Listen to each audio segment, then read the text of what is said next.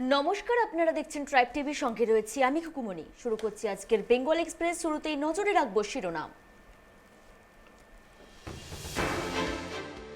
WBPS অফিসারদের জন্য বাড়তি ভাতা নবান্ন থেকে ঘোষণা মুখ্যমন্ত্রীর।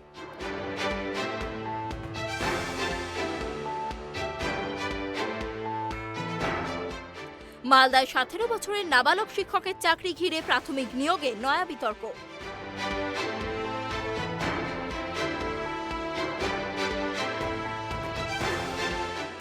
তরুণ মজুমদারের শারীরিক অবস্থার অবনতি, SSKM-এ গেলেন মুখ্যমন্ত্রী।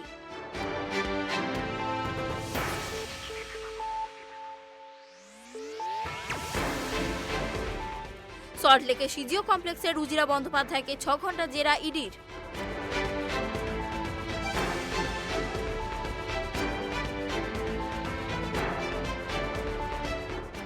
অফলাইনে পরীক্ষায় বিপত্তি, রাত 2:30 পর্যন্ত পরীক্ষা চলল বিশ্বভারতীতে।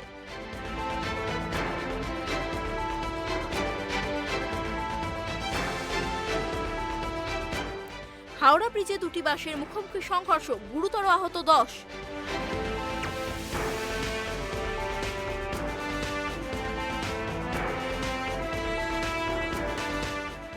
আসানসোলে শেল গ্যাসের বিশাল সম্ভাবনা, বাম আমলের নয়াচর চুক্তি বাতিল ঘোষণা মমতার।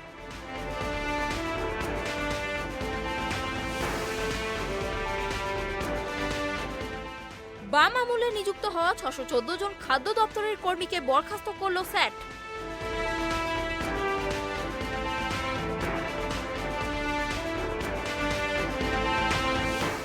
প্রাথমিক টেট দুর্নীতির সিবিআই তদন্তে স্থগিতাদেশ দিল না ডিভিশন বেঞ্চ।